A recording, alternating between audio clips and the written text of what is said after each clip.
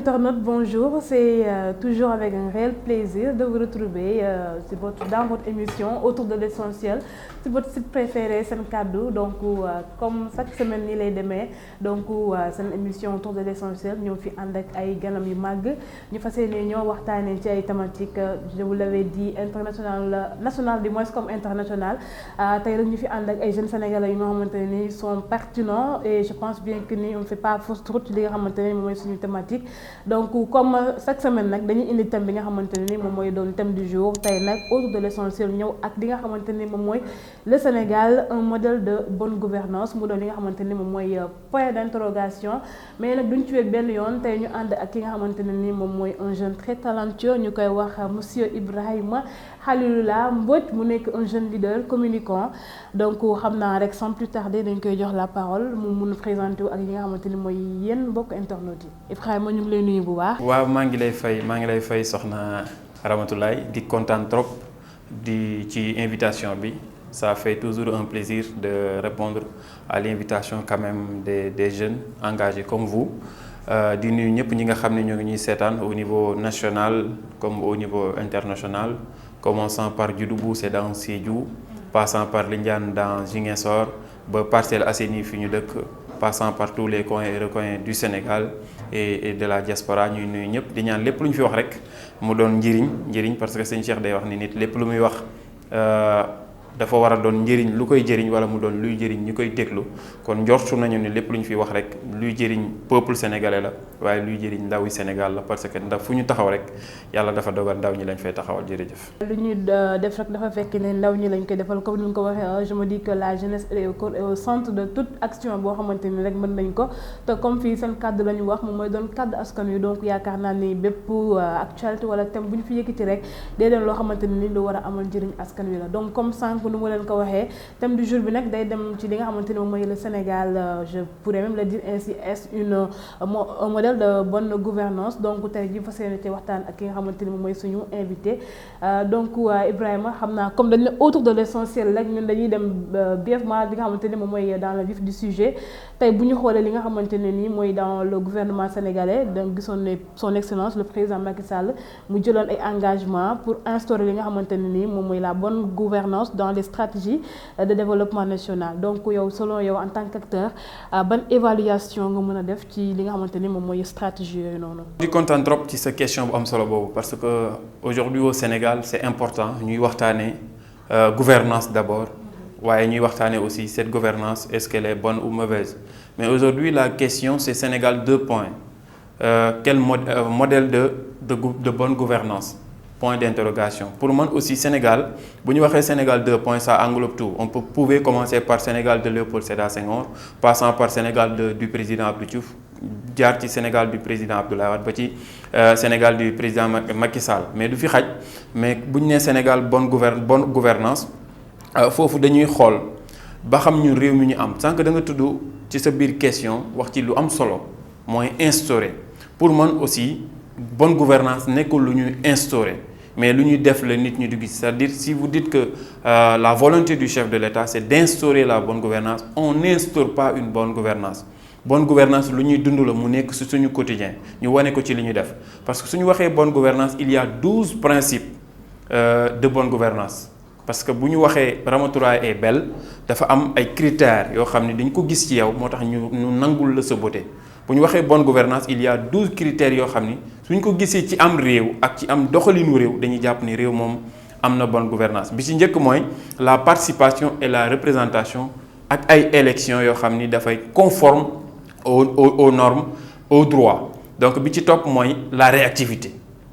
beneen bi ci topp pour que ñu nekk un peu bref et laconique mooy efficacité ak efficience fan la ñu ci toll bi ci topp mooy ouverture ak transparence fan la ñu ci toll beneen bi ci topp bu ñu jógee ouverture ak transparence dinañ dem état de droit comportement éthique compétence ak capacité fan la ñu ci toll innovation ouverture d'esprit face au changement fan la ñu ci toll beneen bi aussi mu doon lu ñuy tuddee gestion financière saine ci fan la ñu ci toll bi ci topp mooy droit de l'homme diversité culturelle cohésion sociale beneen bi 12e bi mooy l'obligation de rendre compte donc 12 yi bu fekkee réew mi dañu bëgg évaluer suñu gouvernement bi ñu yore wala suñu état dañ ko bëgg a évaluer sur bonne gouvernance il faut que ñu xool ndax 12 yi ma la limal yan lañu ci am ak yan lañu ci am. ci am ak yan lañu ci amul je pense que c'est important donc lu ñuy ci gën a souligner mooy nekk ni tey bu ñu wax bonne gouvernance donc dañuy référer ci li nga xam ne moom mooy le comportement on pourrait dire de la population bi nga xamante ne moom moo nekk ci biir gouvernement bi parce que quand tu parles de principe loolu bu nekkee ci nit donc sont des comportements yoo xam ne day dem ak nit ki donc Ibrahima donc tout à l'heure wax nga ko mais de ce fait ban bilan la ñu war a mun tirer ci li nga xamante ne moom mooy gouvernance du Sénégal. waaw bilan bi ñu ci war a. c'est satisfaisant ou bien est-ce que ça reste à désirer. waaw taxaw nag di wax gouvernance ni ñuy jiitee réew mi c'est satisfaisant là ça se base ci li ma lay waxee du ci pour ñu objectif un peu mu doon mbiru mu bañ a doon mbiru parlo comme ça se fait souvent il faut que mu am ay paramètres ay critères yoo xam ni dañ la koy nangul ci wàllum élection fan la ci suñu réew toll ci bonne gouvernance élection yuy président Macky Sall ñëwee bi mu ñëwee en 2012 ba tey en 2021 élection bu ñu dem rek souvent dafay am contestation bi ci mujj on peut prendre les élections présidentielles de 2019 avec l'instauration du parrainage bi ñu jógee ci élection yi opposition Sénégal à l'unanimité nanguwuñu woon que président Macky Sall gagné woon na ci 58% te ñoom ñoo organiser élection yi c'est-à-dire nekkul alternance continuité la woon donc foofu aussi bu ñu koy évaluer il faut ñu dugg foofu xool ba xam moom niveau am ak gis-gisam ci wàllum élection ñu ñëw ci élection locale yi nga xam ne war na am le 23 janvier ay élection Sénégal ñu koy renvoyer waat ko 3 fois loolu bokkul ci ay critères modèle de bonne gouvernance beneen bi itam mooy efficacité des projets de l'État efficacité ak efficience am na bu ñu la nee garab day faj sa bopp yow tu préfères jël garab boo xam ni boo ko naanee 13h balaa 13h45 sa bopp wér mais on a constaté aujourd'hui au Sénégal que projet État yu bari da ngay gis à l'exemple du TER chaque ministre bu ñëw rek dafay wax ni TER bi day daw suba day daw gannaaw suba ba tey yow mënuloo ñu wax ndax TER boobu kañ lay daw donc efficacité ci li ñuy def loolu aussi bu ñu waxee modèle de bonne gouvernance il faut ñu évaluer leen ci ñu nekk di def mais man fi ma bëgg yóbbu modèle de bonne gouvernance mooy nit ki d'abord le président de la République il faut qu'on l'évalue bi muy ñëw 2012 ñëpp ñoo amoon ci moom yaakaar ñëpp mu ñëw may ñu yoonu yokkute dem ba ci biir mu indil ñu plan Sénégal émergent donc pour l'homme bi ñu ko sampee ne mooy président Sénégal rek amul woon critique parce que quand même il a fait tous les gestionnaires de président de l'Assemblée nationale nekk directeur Petrosen nekk ministre premier ministre ba nekk président de la République aussi il faut ñu évaluer l'homme ndax matoon na njiitum réew en tout cas bi ñu koy fal 2012 matoon na njiitum réew beneen bu UCM bu doxalee dem pour ñu évaluer ko ci bonne gouvernance bi nga posé ñu évaluer ko aussi sur le choix de ces hommes c'est-à-dire pour qu'un homme soit fort il faut que ñu mën a moom tamit tànn des hommes forts yoo xam ne mën nañoo doxal mbir ñun li ñu constaté depuis que moom mu ñëw ci réew mi scandale sur scandale projet yoo xam ni dañu koy wax parce qu'il y a ce qu'on appelle l'élément opportuniste ci biir ni ñuy doxalee réew mi c'est-à-dire chaque projet rek am na nit ñoo xam ne dañu ciy profiter pour enrichir ci te pour man le professeur Mary Teuw Niane ministre Mary Teuw Niane mës na ko wax c'est-à-dire un ministre boo nekkagul ministre riche waroo mën a nekk ministre nga riche mënta nekk cela veut tout simplement dire que ministre sax il doit être un serviteur te serviteur bi war a njëkk ci serviteurs yi mooy le président de la République donc bu ñuy évaluer il faut que ñu évaluer ko sur le choix de ces hommes te loolu yomb na parce que tout simplement mën nañ ne de 2012 à 2019 président Macky Sall fal na 100 ministres bokkul ci modèle de bonne gouvernance donc le choix des hommes pose problème bi ci topp aussi les institutions la présidence bi mu yore le pouvoir exécutif pouvoir législatif pouvoir judiciaire pouvoir yooyu noonu moom doxalinam naka la demee ak pouvoir yi est-ce que ces pouvoirs-là sont indépendants vis-à-vis de. du ma la dagg je pense que dina mën a doon sax beneen sujet mais est-ce que c'est pas du fait que constitution bi moom moo tëddee nu ni mel ba nga xamante ni séparation des pouvoirs théoriquement rek lañ koy dee. parce que wax naa ko ci benn télé de la place récemment mënuñu wax séparation des pouvoirs et que procureur de la République président moo koy nommé. Assemblée nationale boo fa duggee majorité présidentielle majorité parlementaire ci majorité présidentielle la bokk. donc système bi merci beaucoup donc système politique donc bu ñu posé au débat ci modèle de gouvernance mënuñ ci génnee institutions yi beneen aussi mu doon ay institutions yoo xam ni ay institutions nu mu ko tuddee lekkatu xaalis réew mi la cela dit le conseil économique social et environnemental jamono ji yow bu ma la posé woon question ne la lan mooy njëriñam ci réew mi bariwul te pour justifier juste que bariwul njëriñ ki koy jiite tey moo waxoon sénégalais yi que bariwul njëriñ dañ ko war a supprimer pour faj soxlaay sénégalais yi. Au conseil des collectivités territoriales la même chose et que pour moi dans un modèle de bonne gouvernance le choix de ces institutions là ou bien des hommes qui dirigent ces institutions là warul basé wu sur ci politique parce que le juge Kéba l'avait dit il faut que ñu dem réhabilitation fonction politique au détriment de la fonction technique c'est-à-dire fonction technique au détriment de la fonction politique c'est-à-dire boo xoolee tey Assemblée nationale waa AFP dañ ko jël au conseil des collectivités territoriales ki koy jiite PES la bokk conseil économique social mi ngi réew mi donc mu mel ni kon suñu réew dafa am ñoo xam ne rek dañ koy def benn séddalem politique donc loolu aussi suñu nee Sénégal modèle de bonne gouvernance la loolu day bokk ci évaluation yi suñu gis-gis ak suñu tolluwaay par rapport ak institution yi nga xam ne moom la ñuy yore ci réew mi. Je pense que c'est important mais aussi ñu war ci point boobu noonu parce que je pense que soulever nga critères yu bari et tient compte de cela donc dañ lay laaj li nga xamante ne ni moom mooy sur le plan africain tey boo ko doon natt tey Sénégal fa la toll ci wàllum démocratie maintenant. waaw loolu tamit ci la bokk parce qu'on peut pas parler de modèle de bonne gouvernance sans parler de démocratie qui n'est rien d'autre que le gouvernement du peuple par le peuple et pour le peuple il faut que ñu xool ñi nga xam ne ñoo ñuy jiite est-ce que ñoom li ñu def peuple bi moo ci gagné li ëpp c'est-à-dire muy Sénégal muy les autres pays yi nga xam ne ñoo ko wër pour man. bu ñu natt ñu jël le Sénégal par exemple aux autres pays tey gis nañu ay scandales yu bëri yoo xamante ni mu dal ci yeneen pays tey mën nañu wax ne le Sénégal bon le résultat serait un peu. xam nga lan la xam nga problème bi bu ñuy jël par exemple bu fekkee da nga bëgg a jël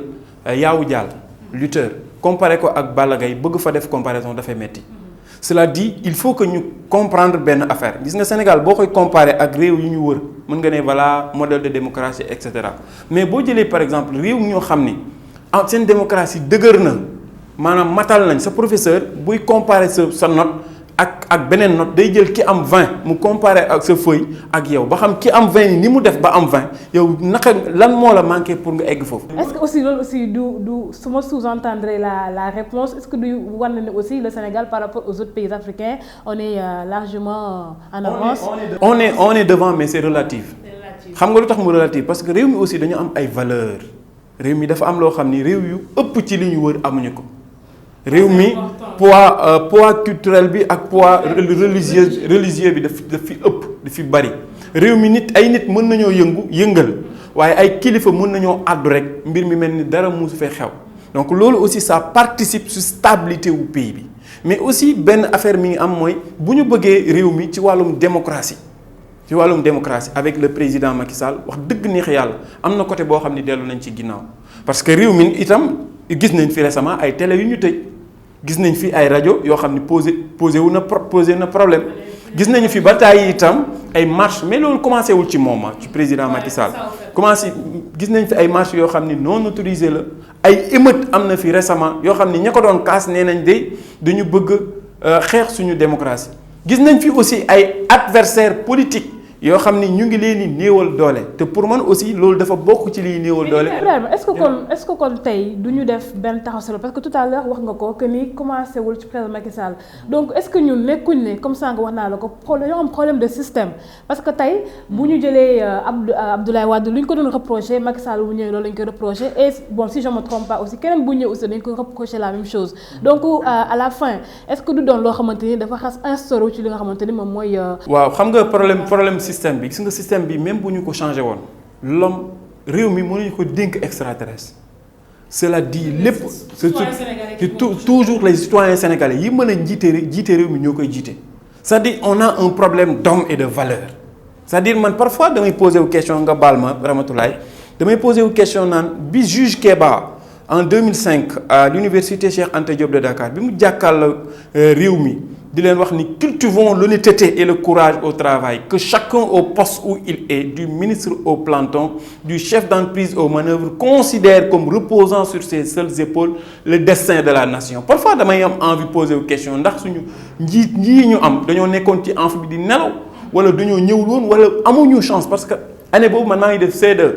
donc man bu ma demee tey ba daanaka li ëpp ci leçon boobu mi ngi sama bopp man après presque 10 ans 15 ans donc damay laajte ñi ñu jiite ñi xanaa boobu dañu doon nelaw bi mu naan leen nous sommes sur le chemin d'un monde sans éthique, un monde dans lequel la conduite des hommes en dehors de toute considération éthique est guidée par l'argent, le pouvoir, la force et la place.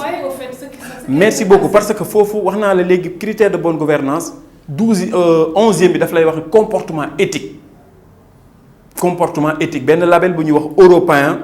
européen de l'excellence ñoom ñoo ko def mooy 12 critères de bonne gouvernance yi ma la signalé sànq bi ñuy commencé émission bi daf ci am fi ñuy tuddee comportement éthique loolu daf ci am solo. Mais aujourd'hui qu'est-ce que l'on voit? Une autorité qui dit aujourd'hui et se dédie demain changer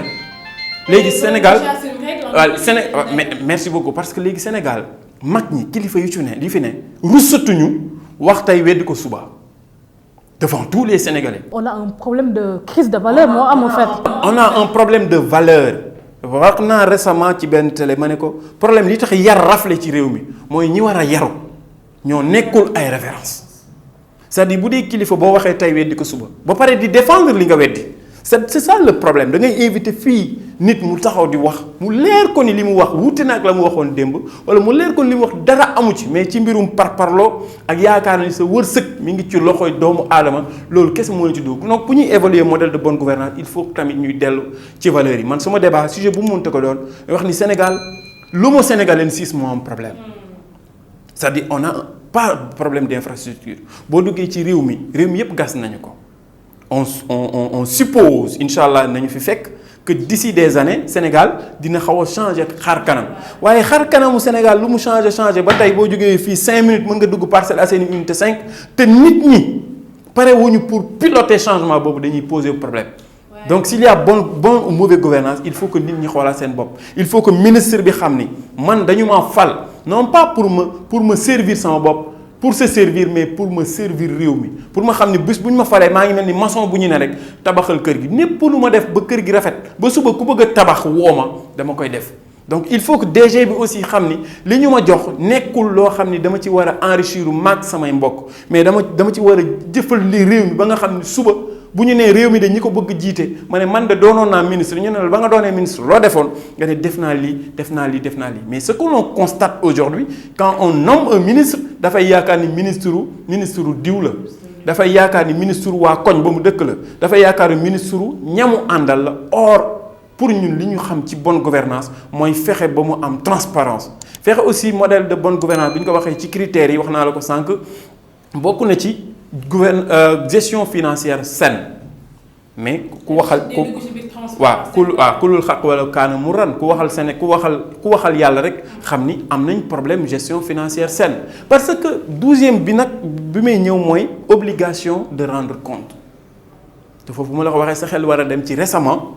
jënd nañu avion ci suñum réew ñuy laajte avion bi ñaata la jar ñu naan ñu xawma affaire militaire et cetera. Donc Sénégal ñun amuñu droit xam suñu njiitum réew avion bi ñu ko jëndal ñaata la am. Je crois que ça c'est important c'est important mais comme li nga wax sànq rek ci lu muy noté rek donc c'est très important damay jël que ni les institutions demeurent les hommes passent parce que par exemple tu l'as dit tout à l'heure tey bu ñu jëlee li nga xamante ni ay mooy nit ñoom ñooy fonder li nga xam ne moom mooy démocratie ñooy fonder les institutions donc c'est important que li nga wax ko ñu changer les comportements parce que aussi tout à l'heure tu l'as évoqué tey lu ñu gas lu ñu indi réforme ci wàllum cadre de vie alors que les mentalités demeurent les mêmes intact. Je pense que changement dina néew mais Ibrahima comme que tu es jeune te yaakaar naan aussi doo fi taxaw bu jógee fi te waxuñ ci li nga xamante ni moom mooy la place de la jeunesse sénégalaise wala africaine même de manière générale dans l'agenda politique selon yow ban place le jeune am wala est-ce que jeunes yi ñu ngi doxal bu baax seen wax dëgg yàlla li nga xamante moom mooy seen action dans la scène politique. Question yi nga posé yëpp bii nga mujjee posé moom ci neex parce que nous sommes jeunes très jeunes. Fépp fu ñu taxaw ci àdduna bi lépp lu ñuy wax mbaa lépp lu ñuy jëf dañ koy jëf xool ndax ndawi Sénégal ñu ngi ci yëg seen bopp ba fi ñu taxaw nii bu ñu leeroon ni bu ñu ñëwee duñu wax ci ndaw xëy na même bu ñu dee ñëw itam dinañ ci am réserve mais pour man ndawi réew mi dañu war a xool def la dualité entre nos droits et notre devoir c'est-à-dire sa àq ak sa yelleef dëgg la waaye lan moo la warloo ak réew mi loolu aussi c'est important. Récemment dafa am ay émeutes te émeutes yàgg na parce que bëri na manifestation bi ci njëkk mooy immigration clandestine manifestation la quitter sa réew bëgg a dem beneen réew pare pour ñàkk sa bakkan manifestation mënu koo gën a metti beneen manifestation mooy bi ñu gis ñun ñëpp bi amoon récemment avec l'avènement de et cetera bugguma tudd tur donc bi ñu génnee ci émeutes yooyu mais dañ ci war a def analyse te analyse bi ñu ci war a def bi ñu ci war a njëkk a def mooy poids bi ñu ndawi réew mi am quand le président de la République fait une sortie et dit que je vous ai compris ñan la comprendre mënuñoo nekk ñun 65% ci réew mi te lépp li ëpp liy doxal ci réew mi suñu loxo nekku ci bi gën a yomb par exemple Assemblée nationale deuxième institution du pays Moustapha Niasse ñaata at la am kenn xamul Assemblée nationale da nga mën compter ay maires yoo xam ne. est-ce que loolu la femme ne reviendrait pas à la jeunesse parce qu'on voit que. waaw fa laa jëm waaw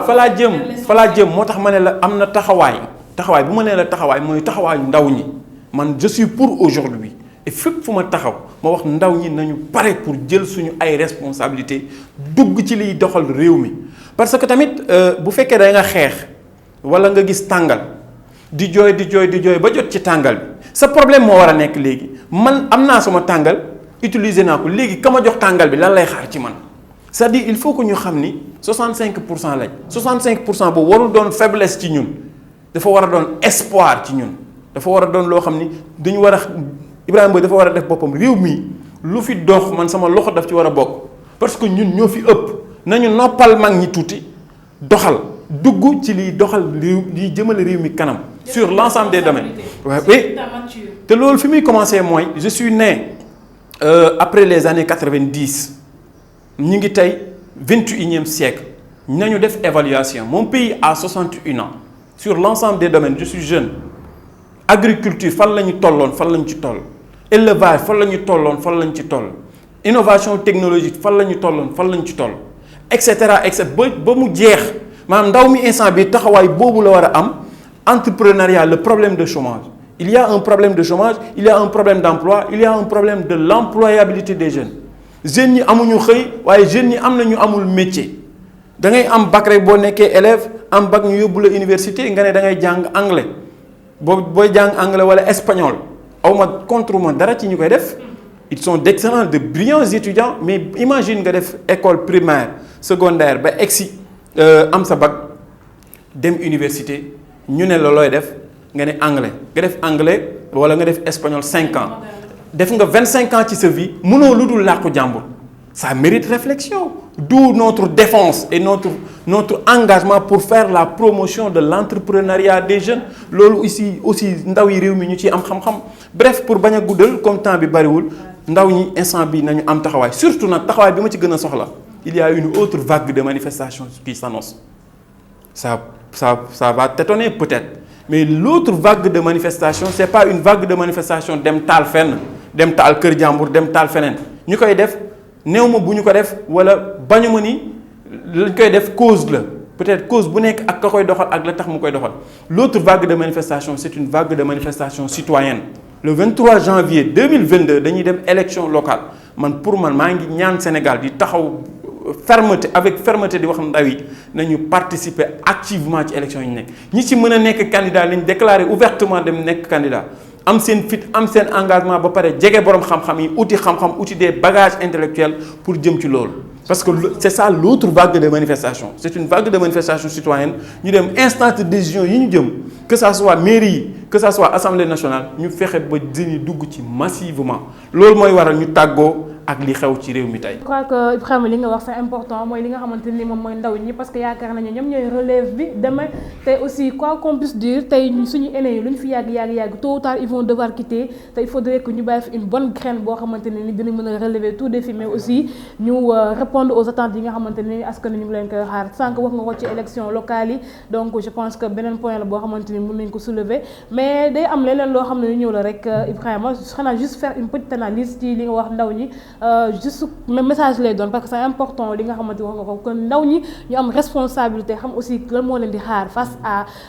toutes ces situations yoo xamante ni ñu ngi devant nous parce que tey dañ koy gis le plus souvent certes on est majoritaire dans ce pays mais ñu bëri dañoo désorienté wu dem ci yeneen soucis yoo xamante ne nii ça n'incombe nullement le pays mais tey dañuy gis benn phénomène boo xamante ne nii moo mën nañ ko dugal ci biir gouvernance parce que trafic de médicaments gis nañ ne c'est un problème boo xamante ni Sénégal mu ngi koy commencer di ko am encore et encore ba ñu gis fi ay nit yi nga xamante ne nii ce ne sont pas du tout des Sénégalais ñu jël leen fi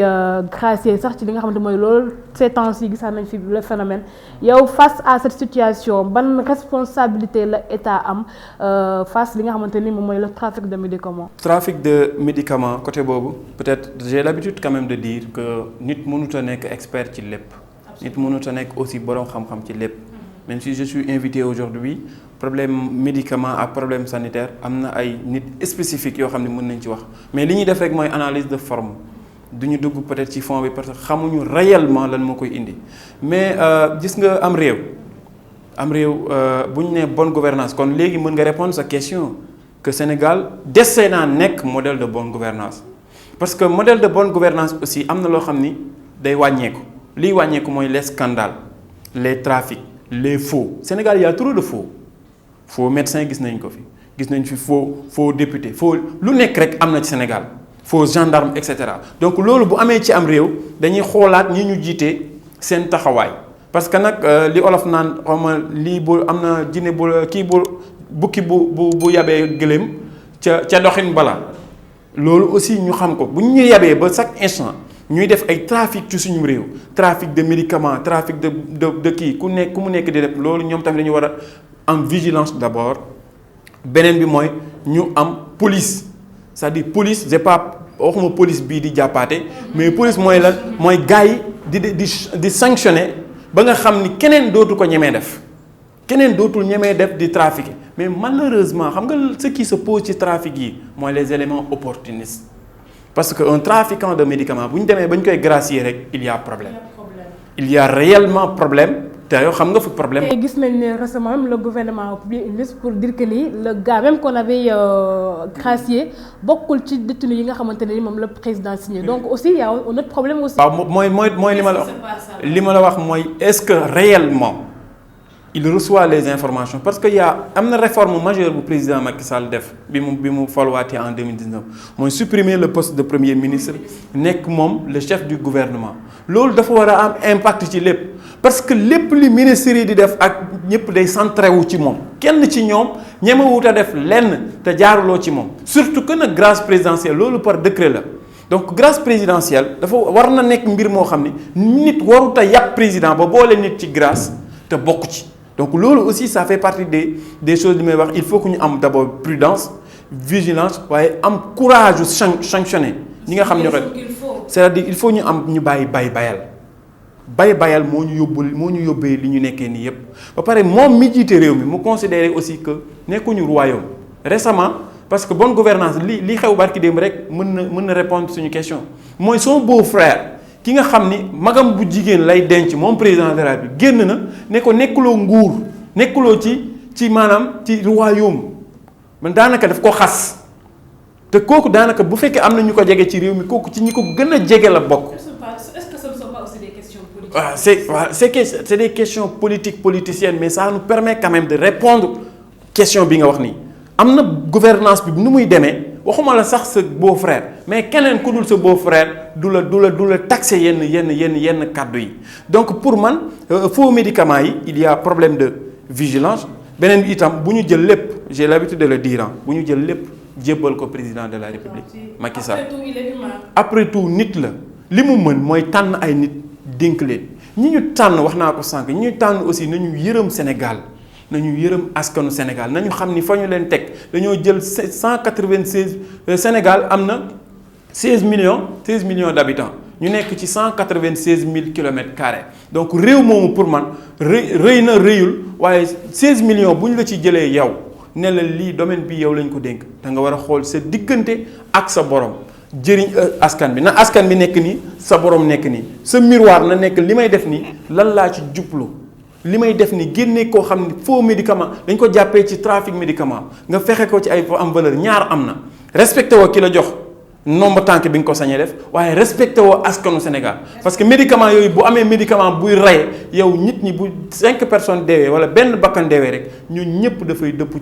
ci sa responsabilité te yàlla nee na yow ma laa tamliku nafsun li nafsin shay'an wal amru yawma izin lillah bis boobu képp ku nekk ci ñun rek war na ko mën a xalaat. ku si nekk si ñun la war na ko xalaat. Je pense que c'est important Ibrahima li nga wax donc mbokk internet bu fekkee ne yéen a ngi ñëw du ñu seetaan je vous rappelle que ne yéen a ngi seen biir émission autour de l'essentiel tey nag je vous l'avais dit en amont que tey dañu fi invité benn jeune Ibrahima Khaliloula Mbodj moom mu nekk un jeune leader communicant donc thème bi rek di le Sénégal modèle de bonne gouvernance mu nekk point d'interrogation. Je pense que aussi mu ci indi ay leeral yi nga xamante ni am na solo trop sànq wax nga ko donc man j'ai l'habitude de la répéter que ni Sénégal ngand na ngandul de ce fait buñ la jëlee teg la ci benn poste de responsabilité yow sa devoir mooy que ni nga xam ne tu es là pour askan wi aussi delloo li nga xam ne mooy àq ak yelleef bu ko defee li nga xam ne yaa ngi ko ci am nga mun ko mériter d'autant plus que je me dis que ni nul n'a le monopole du savoir comme sànq ni nga ko wax kenn koo gis mu nekk ci poste rek am na koo xamante ni mu ngi ci beneen wàll wi amaana liggéeyul mais aussi amaana sax moom moo la gën a am xarañteef boobu noonu donc c'est important comme ni ñu ko souligné Ibrahima je pense que du ñu terminer rek sans pour autant ñu wax ci li nga xamante ni je pense que c'est pas encore caduc mooy tournée économique bi nga xamante ni son excellence le président Macky Sall def na ko ci dans différentes régions donc tey yow boo doon def tournée économique bi yow lan nga ci doon xaar ak lan nga ciy xaar parce que aussi après day am retour donc def na ay inauguration et tout autre donc yow lan ngay xaar ci tournée bi après. waaw c'est dommage ci biir tournée économique boobu nga tudd aussi ça m'a fait penser à nos amis du groupe Leral TV qui ont rendu l'âme ma am ko waaw maa ngi leen jaale seen ay famille di ñaan yàlla xaare leen àjjana fi doosi am na suma xarit bu ci bokk yàlla def na yàlla jëlu ko ñu koy ñaanal moom itam yàlla defal ko jàmm defal ko may ko gudd fan aussi may ko loo xam ni aussi ci xelam dina fexe ba mu poids boobu noonu deñ ci moom mais tournée économique bu loolu passé gis nga d'abord il faut que lépp lu ñuy def Sénégal ñu wàññi politique bi quoi wàññi folklore bi daf ci bari ensuite pour man Macky Sall président Macky Sall bu jógee fii ne day dem Kaffrine wala mu jógee fii ne day dem Dioutoubou c'est dans Sédhiou ñaari objectif kese la am benn bi mooy lan laa fa digga woon war ko fa def bu ma demee ma wax leen lii laa fi def lii defuma ko ñaareel bi mooy lan moo fa manqué ma fexe def ko daar avec efficacité pour man loolu mooy tournée économique la tournée doit être économique et économiquement comme dafay dem tourner jarul sax yenn folklore mais malheureusement ministre bu ñuy ñëw sa gox au lieu que tu te concentres sur le bilan bi ñu la jox par rapport ak gox boobu noonu et ce ministère lan la fa def ci wàllum élevage wàllum agriculture wàllum technologie et cetera yow da ngay concentré wu rek ci manifestation ba fa war a am ci accueil bi ma war a wane ni président fii sama base am naa fi base ci préparation élection locale say position je pense qu'il faut qu'il diminue folklore bi diminuer politique bi te concentré wu ci gox bu ñu dem waruñu fa jógee te xamuñu lan lañu fi def lan moo manqué ak lan moo xam ne lii rapidement dañ ko war a def. rapidement nga xamante ne dañ ko war a def donc mbokk internautes yi comme vous le savez c'est votre émission autour de l'essentiel bu ñu ko waxee nag moom tout est essentiel de ce fait temps bi daf ñuy xaw a xoj lu bari. y avait d'autres questions yoo xamante ne xam naa ne Ibrahima serait avec un réel plaisir que mu ñëw ci mais comme waxtu bi dab nañu rek xam naa dañ lay bàyyee la parole afin que nga mun tàggatoo ak mbokk internautes yi. waaw di kontaan bu baax di kontaan di la encourager tamit di la encourager bi ñu xamante yàgg na yaa ngi koy fàttali c'était vraiment vers 2014 et cetera boobu tu étais élève ñun tam ay élèves la ñu woon au lycée Limamoulaye donc di la encourager di la ñaanal yàlla defal la ndam mu gën a yokk ci émission bi di kontaan ci accueil bi ak waa seen kaddu di remercier di féliciter ñëpp ñi nga xam ne ñu ngi doon suivre au niveau national comme au niveau international di ñaan lépp li nga xam ne wax nañ ko muy jëriñ Sénégal te di jëriñ nit ñi ñu sante ko suñu borom lépp li nga xam ne juum nañu ci nit ñi jéggal ñu ko beneen bi itam dama bokk benn kuréel bu ñu tuddee ëttu Pape Djibril Fall le journaliste de la TFM ëtt la boo xam ni toutes les personnes yi ci nekk ce sont à l'image ils ont épousé l'idéologie de Pape Djibril Fall parce que Pape Djibril pour ñun instant bi il est devenu une idéologie dañuy préparer bientôt le 13 inchallah le 13 juin bii di ñëw dimanche à Thiès au CEDEPS de Thiès benn conférence boo xam ni Pape Djibril ci boppam moo koy animé ñu ngi ciy invité jeunesse bi yëpp rawatina jeunesse su Thiès xanaa may daaneel fa ma daanelee mooy suma waajur wu góor ndax olof nee na ku ñu tingoom ak lu mënta ko xew ci kaw bul fàtte ni ci tànku jàmbur ngay dox te yàlla moo dogal ci tànku suma waajur wu góor El Hadji Daouda Mbodj ci lay dox ma koy sant à travers moom may sant ñëpp ñi nga xam ne ñoo dëkk Parcelles Assainies 5 y compris ma famille toute la famille Mbodj. Y compris toute la famille Mbodj ñun aussi ñu ngi koy ñaanal son papa ak tous les papas du monde ainsi que toutes les mamans ñoom ay jàmbaar lañu mënuñu leen fay donc mbokk internautes yi comme ni nga xamee ñu ngi leen di jaajëfal ñun aussi et tey aussi je vais en profiter ci occasion bi aussi pour remercier ñi nga xamante ne ñoom aussi ñooy nekk ci diaspora parce que à chaque fois dañuy recevoir ay notifications ak ay messages d'encouragement suggestions propositions di wan ne ñu ngi rafetlu lépp loo xamante ne waa seen kàddu ñu ngi koy liggéey fii donc lu wax rek la ñun lépp lu ñu def rek pour yéen la pour askan wi mën a ci jëriñu donc c'était ainsi ci seen